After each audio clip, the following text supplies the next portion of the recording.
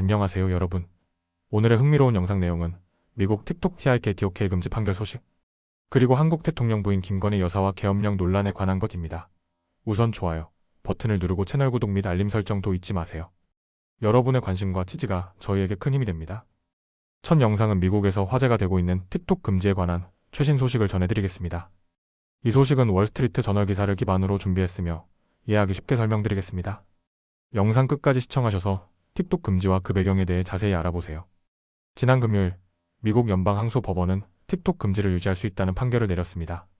이번 판결의 핵심은 틱톡이 국가 안보에 위협이 된다는 이유로 미국에서 금지될 수 있다는 겁니다. 법원은 틱톡이 계속 운영되기 위해서는 중국 소유권을 포기해야 한다고 강조했습니다.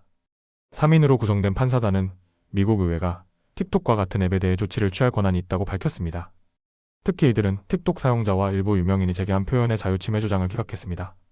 틱톡 금지는 바이든 대통령이 올해 4월 서명한 법안에서 비롯됐습니다. 이 법안은 중국 정부가 틱톡을 통해 미국인을 감시하거나 선전을 퍼뜨릴 수 있다는 정보 당국의 우려에 따라 초당적으로 통과됐습니다. 판사들은 미국 정부는 표현의 자유를 보호하는 동시에 외국 적대국이 미국 데이터를 수집하는 것을 막아야 한다고 판결문에 명시했습니다.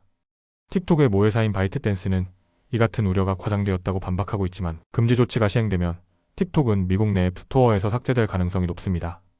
틱톡은 미국에서 1억 7천만 명 이상의 사용자를 보유하고 있으며 특히 Z세대에게 인기 있는 앱입니다.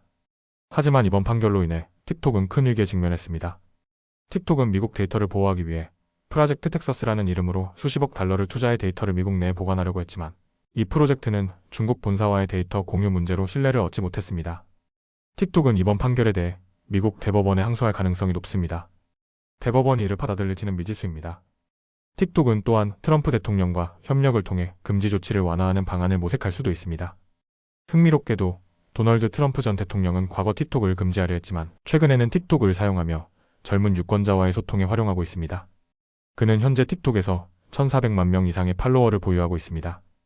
틱톡 금지는 단순한 앱 문제를 넘어 미중 간 기술 경쟁과 데이터 보안 문제를 둘러싼 중요한 이슈로 떠오르고 있습니다. 중국은 구글, 유튜브, 페이스북 같은 미국의 주요 플랫폼을 자국 내에서 차단하고 있지만 미국이 중국 소유 앱을 금지하는 것은 이번이 처음입니다.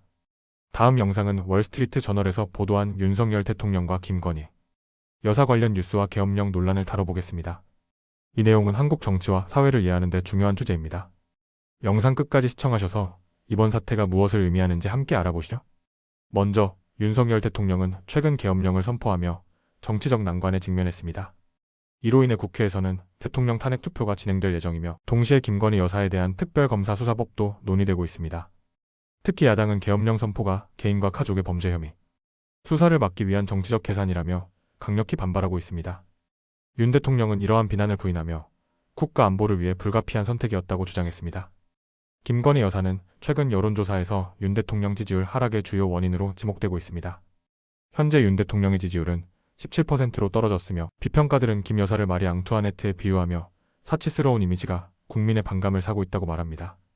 디올 핸드백 논란. 김 여사가 2,200 달러 약 300만 원짜리 디올 핸드백을 선물로 받았다는 의혹이 불거지며 부패 방지법 위반 논란이 있었습니다. 주가 조작 사건. 김 여사와 그녀의 어머니가 특정 회사의 주가 조작 사건에 연루되었다는 의혹도 제기됐습니다.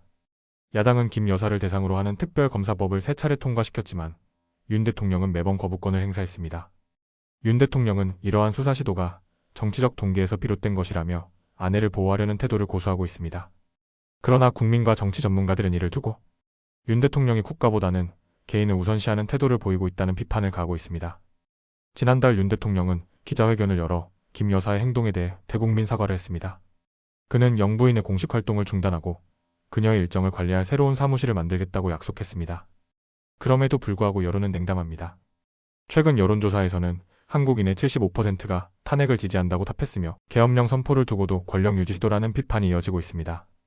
계엄령은 정치적 위기를 잠재우기 위한 극단적 조치로 평가받고 있습니다. 야당은 이를 위헌이라며 강하게 반발하고 있으며 국회는 이미 계엄령 철회를 결정했습니다. 윤 대통령은 경제위기, 높은 주택가격, 그리고 논란이 된 인사 문제로 이미 인기가 하락한 상태입니다.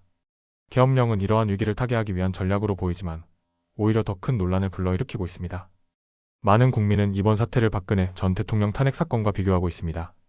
당시 박 전 대통령은 절친한 친구의 부당한 영향력으로 인해 탄핵됐습니다. 일부 국민은 김건희 여사가 윤 대통령에게 비슷한 영향을 미치고 있다고 생각합니다.